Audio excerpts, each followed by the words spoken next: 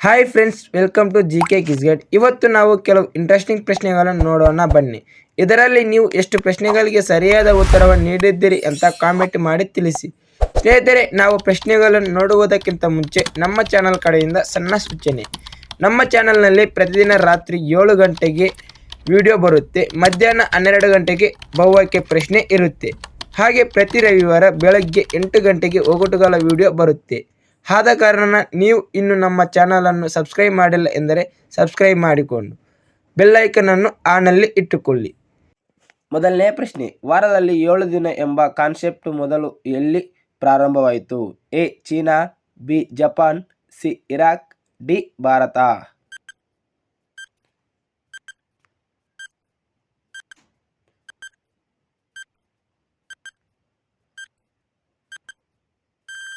ಸರಿಯಾದ ಉತ್ತರ C Iraq. ಹಿಂದಿನ ಇರಾಕ್ ಆಗಿರುವ ಬ್ಯಾಬಿಲೋನ್ ಪ್ರಾಚೀನ ಕಾಲದಲ್ಲಿ ಅಲ್ಲಿನ ಜನರು ಖಗೋಳ ಲೆಕ್ಕಾಚಾರದಲ್ಲಿ ಬಹಳ ಪರಿಮಿತರಾಗಿದ್ದರು ಎಂದು ಹೇಳಲಾಗುತ್ತದೆ. ಅಲ್ಲಿ ವಾರದಲ್ಲಿ 7 ದಿನಗಳು ಕಾನ್ಸೆಪ್ಟ್ ಮೊದಲು ಬಾರಿಗೆ ಪ್ರತಿಪಾದಿಸಲಾಗಿತ್ತು. ಎರಡನೇ ಪ್ರಶ್ನೆ, ಯಾವ ಸಸ್ಯವು ಹಾವಿನ ವಿಷವನ್ನು ತೆಗೆದುಹಾಕುತ್ತದೆ? ಎ ತುಂಬೆ ಗಿಡ, ಬಿ ಸ್ಟೇಕ್ ಪ್ಲಾಂಟ್, ಸಿ ನಾಗದಾಳೆ ಗಿಡ, ಡಿ ಬೆನ್ನು ಸೋರೆ ಗಿಡ.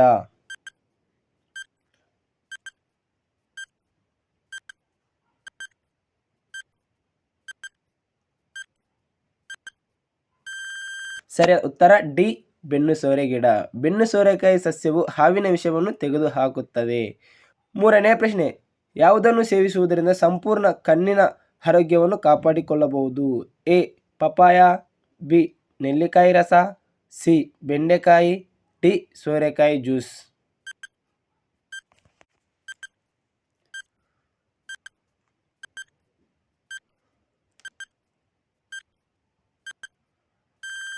ಸರಿಯಾದ ಉತ್ತರ ಬಿ ನೆಲ್ಲಿಕಾಯಿ ರಸ. ನೆಲ್ಲಿಕಾಯಿ ರಸವನ್ನು ಸೇವನೆ ಮಾಡುವುದರಿಂದ ಕಣ್ಣಿನ ದೃಷ್ಟಿ ಸುಧಾರಿಸುತ್ತದೆ ಹಾಗೂ ಇದರಲ್ಲಿರುವಂತಹ ವಿಟಮಿನ್ ಸಿ ನಮ್ಮ ಕಣ್ಣಿನ ಸ್ನಾಯುವನ್ನು ಬಲಪಡಿಸುತ್ತದೆ ಮತ್ತು ಕಣ್ಣಿನ ದೃಷ್ಟಿಯನ್ನು ಉತ್ತಮಗೊಳಿಸುತ್ತದೆ. ನಾಲ್ಕನೇ ಪ್ರಶ್ನೆ, ಯಾವುದು ದೇಹದಲ್ಲಿರುವ ಕೊಲೆಸ್ಟ್ರಾಲ್ ಅನ್ನು ನಿಯಂತ್ರಿಸಲು ಸಹಾಯ ಮಾಡುತ್ತದೆ? ಎ ಎಳ್ನೀರು, ಬಿ ಪನ್ನೀರು, ಸಿ ನುಗ್ಗೆಸೊಪ್ಪು, ಡಿ ಅಣಬೆ.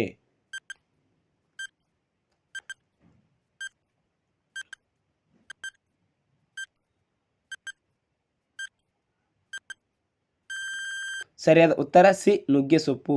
ನುಗ್ಗೆಸೊಪ್ಪು ತಿನ್ನುವುದರಿಂದ ರಕ್ತದಲ್ಲಿರುವ ಸಕ್ಕರೆ ಮಟ್ಟವನ್ನು ಸ್ಥಿರಗೊಳಿಸಲು ಸಹಾಯ ಮಾಡುವುದರ ಜೊತೆಗೆ ದೇಹದಲ್ಲಿರುವ ಅಧಿಕ ಕೊಲೆಸ್ಟ್ರಾಲ್ ಅನ್ನು ನಿಯಂತ್ರಿಸಲು ಇದು ಸಹಾಯ ಮಾಡುತ್ತದೆ. ಐದನೇ ಪ್ರಶ್ನೆ, ಯಾವ ದೇಶದಲ್ಲಿ ಇಬ್ಬರು ರಾಷ್ಟ್ರಪತಿಗಳಿದ್ದಾರೆ? A San Marino, B Nigeria, C Vietnam, D Japan.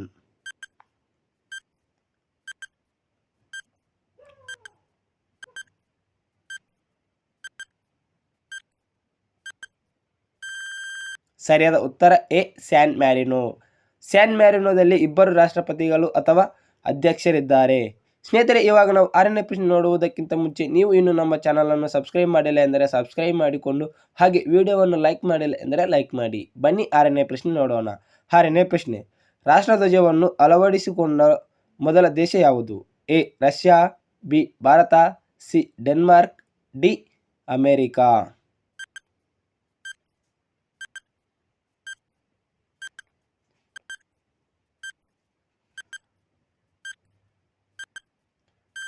ಸರಿಯಾದ ಉತ್ತರ ಸಿ ಡೆನ್ಮಾರ್ಕ್. ರಾಷ್ಟ್ರಧ್ವಜವನ್ನು ಮೊದಲ ಬಾರಿಗೆ ಅಳವಡಿಸಿಕೊಂಡ ದೇಶ ಡೆನ್ಮಾರ್ಕ್ ಆಗಿದೆ.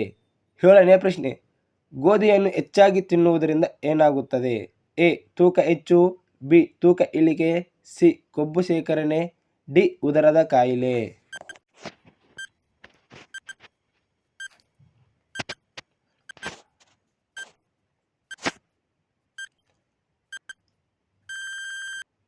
ಸರಿಯಾದ ಉತ್ತರ ಡಿ ಉದರದ ಕಾಯಿಲೆ.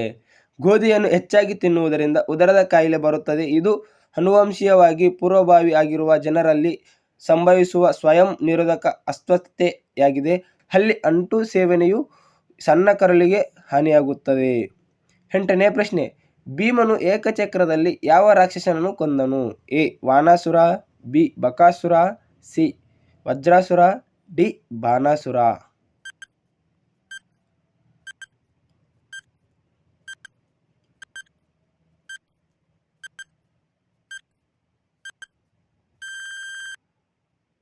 ಸರಿಯಾದ ಉತ್ತರ ಬಿ ಬಕಾಸುರ. ಭೀಮನು ಏಕಚಕ್ರದಲ್ಲಿ ಬಕಾಸುರ ಎನ್ನುವ ರಾಕ್ಷಸನನ್ನು ಕೊಂದನು.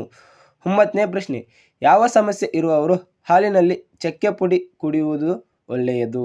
ಎ ಮಧುಮೇಹ, ಬಿ ಹೃದಯ, ಸಿ ನರಸೀಲತ, ಡಿ ಯಕೃತ್.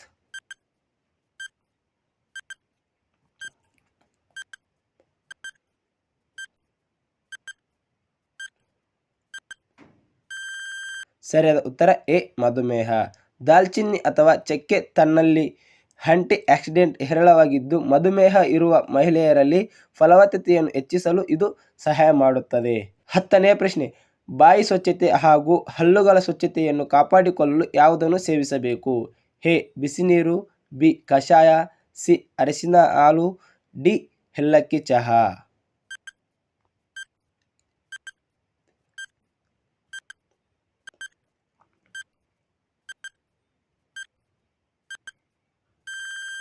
ಸರಿಯಾದ ಉತ್ತರ ಡಿ ಏಲಕ್ಕಿ ಚಹಾ. ಏಲಕ್ಕಿಯಲ್ಲಿ ನೈಸರ್ಗಿಕವಾದ ಬ್ಯಾಕ್ಟೀರಿಯಾ ನಿವಾರಕ ಗುಣವಿದ್ದು ಇದು ಹಲ್ಲುಗಳ ಸಂದುಗಳಲ್ಲಿ ಬೆಳೆಯುತ್ತಿರುವ ಬ್ಯಾಕ್ಟೀರಿಯಾವನ್ನು ಕೊಂದು ಸ್ವಚ್ಛತೆಯನ್ನು ಕಾಪಾಡುವುದರ ಜೊತೆಗೆ ಉಸಿರಿನ ದುರ್ವಾಸನೆಯನ್ನು ಇಲ್ಲದಂತೆ ಮಾಡುವುದರ ಜೊತೆಗೆ ಬಾಯಿಯ ಸ್ವಚ್ಛತೆಯನ್ನು ಕಾಪಾಡಿಕೊಳ್ಳಲು ಸಹಾಯ ಮಾಡುತ್ತದೆ.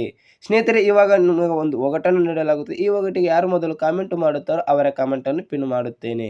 ಒಗಟು: ಗಿಡ ಗಿಡಕ್ಕೆ ಕುಡುಗೋಲು ಕಟ್ಟಿದೆ.